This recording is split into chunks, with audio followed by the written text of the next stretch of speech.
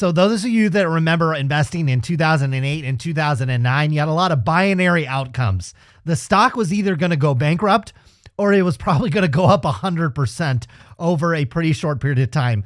And I think when we start looking at some of these stocks, that's exactly where we're at in this market. What is going on, investors? Hopefully you guys are doing well out there. Buckle up. We're going to talk about Upstart Holdings, ticker symbol UPST. Over the last day after this company reported their Q3 earnings, down 11%. But over the last year, oh my goodness, this thing is down 94%. This thing used to be a $270 stock. That valuation's not coming back anytime soon and probably ever. But we've got just a $1.5 billion market cap on a company that has about that in cash and assets when it comes to loans. So the market is basically pricing this business at a zero. And some of the reasons why they're pricing this stock at a zero is we've got these Q3 numbers, which came in. Revenue disappointed by a lot, but boy, that fourth quarter revenue, which they gave guidance for, also didn't hit the mark. Take a look at the forward estimates on this one, which are clearly wildly too high. That is being priced into the stock as well. Come over here and look at this from a financial perspective. See how much runway. I just read through the conference call. There was like 3 or 4 questions of analysts wondering if this company had enough money to survive. I will show you what I think in terms of that, and then we'll come over here and look at this from a technical perspective. This is a ski slope and a half on this one. You're headed right back into the ski lodge as this one is down again at 90%, over 90% over the last year. I tell you what, lesson number 1, if you bought this one, not nearly at the top, but if you bought this one up here and you held on all of this long, you got to learn how to let go of these names because there can be some opportunity. You can get yourself back into a name like this, but if you held on for that long, it's just not going to make any sense. But if you avoided these kind of pandemic pumpers, well, obviously there's going to be some opportunities as some of these will rebound in the coming months and really the next years ahead. Revenue coming in the most recent quarter. This was the Q3. These revenues came out yesterday. $157 million worth of revenue. That was a decline of 30% year over year, and it missed expectations by over $12 million. I don't think that's what's sending the stock down quite a bit, even though it did miss expectations a lot.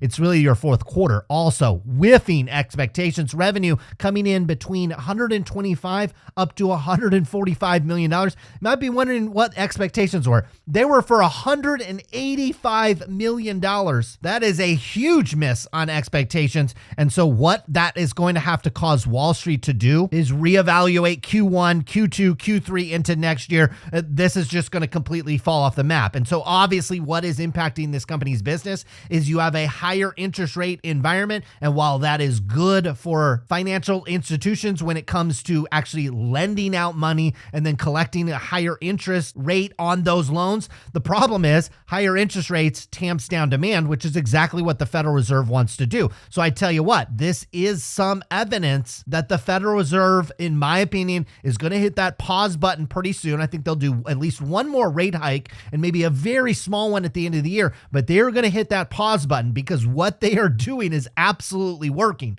When you look at Upstart and any other stock that we're looking at in the financial sector, home loans are down. Car loans are starting to come down. Obviously, the product that Upstart is selling is just absolutely starting to fall off a cliff. That should impact inflation. Again, the Federal Reserve is looking at trailing data, so they're actually going to be behind the curve when it comes to pausing and eventually when it comes to cutting rates. But Wall Street probably will be a step ahead. So Upstart stock should actually start to see the benefits of a rate pause and a rate cut before it actually comes to fruition. But there's likely going to be a lot more pain before you get to that point. And again, these revenue estimates that you're seeing for subsequent quarters, these you might as well throw in the garbage because they're just not going to happen. Now, let's come over here to the most recent quarter. We have our 3 months ended here. There's a reason why this stock was like a lot higher a year ago. So last year they had $210 million worth of revenue. They had another $18 million worth of interest income. So they had total revenues at $228 million.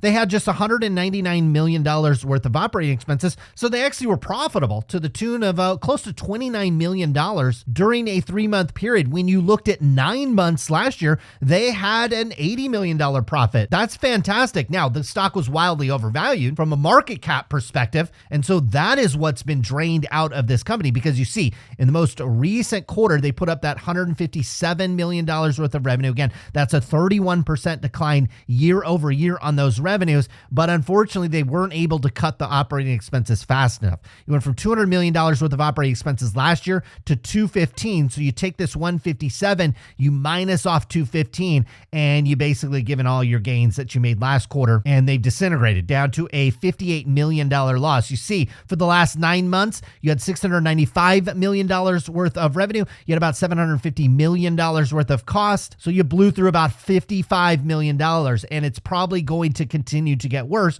because you see here inside the fourth quarter guidance, they're saying that the net income will be about a negative $87 million. So through 9 months, they lost $55 million.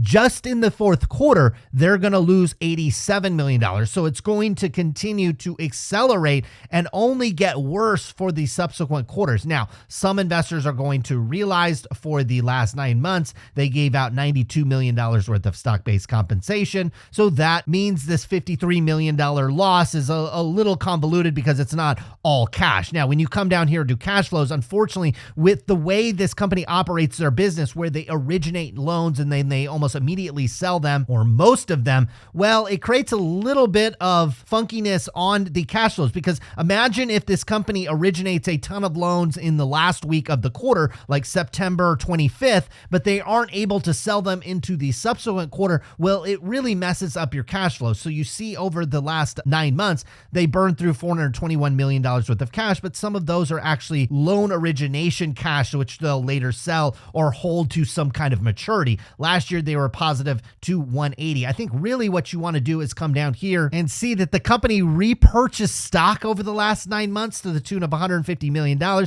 Probably really shouldn't have done that. They did do some borrowings to the tune of $430 million. They repaid about 210 of that, but you see over the last 9 months, change in restricted cash is $361 million. But you need to come over to the balance sheet to really get a full idea on what's going on. In December, this company had a shade over, we'll just call that $1.2 billion worth of cash. It's slightly under that. Now, flash forward 9 months, and you're sitting at about $800 million worth of cash. But here's the thing that has changed with this company. Here's your loans that are held at fair value. Notice that that has gone up tremendously from $252 million all the way up to $700 million. So here's your risk, though. If you have a severe deterioration in those loans and the performance of those loans, look at FTX over the last 24 hours. That company had some assets on its balance sheet which completely were destructed.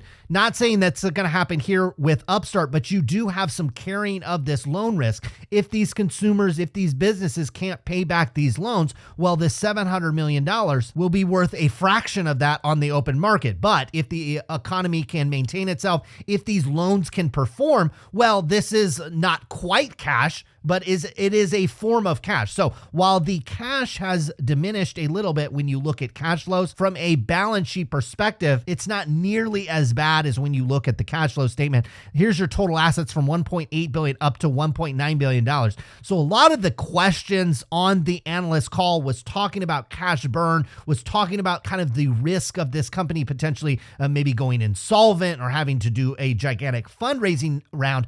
I don't see that right now. Now, obviously, if you start printing a lot of fourth quarters into the first quarter, second quarter, if it continues to get exponentially worse, yeah, this company will have some liquidity problems. And then on top of that, these loans that they carry at full value, if those have to be written down, if they have a lot of defaults and delinquencies on those, well, that'll certainly impact the balance sheet. But it looks like to me that this company is still okay. And when you couple that with the fact that you've got a $1.4 billion market cap on this company, and they basically have that in just asset, and they almost have that in just straight cash on the balance balance sheet. So the market is pricing this business at basically $0, which again is something that if you were new to the stock market, you've never seen before. If you invested during the dot-com crisis, and especially if you invested during the 2008, 2009 crisis, this happened a lot where the market literally valued the core business at almost nothing. Now,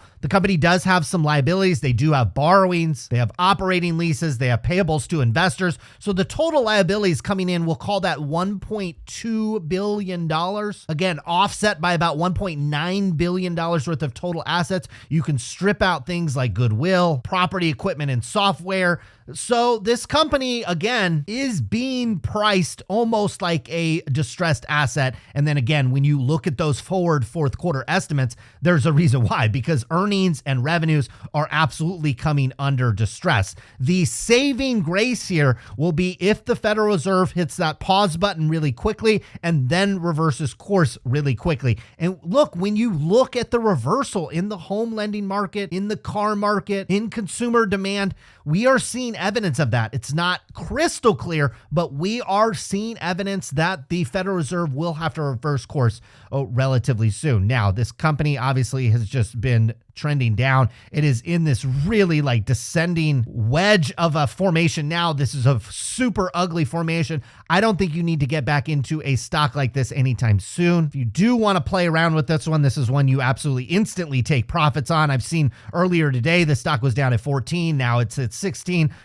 I would sell and take my profits. If the momentum stays in this one, if it bounces back, you have momentum to the top of the channel up here to $23, $22 per share, but it will likely meet resistance there and pull back. Your other risk with this one is if the Federal Reserve stays super tight and really squeezes the neck of the economy, well, a company like this absolutely has some solvency risk and would have to instantly start to cut back on expenses very, very, very quickly if this loan demand doesn't find a bottom in this $125, $140 million range. And on top of that, obviously, this company is compensating a lot of its employees with stock-based compensation. When your stock is down 90%, you're going to lose a lot of those employees, and you're not going to be able to attract new ones by offering them the stock. Don't by any means think that Upstart Holdings is going to be some kind of buy and hold investment.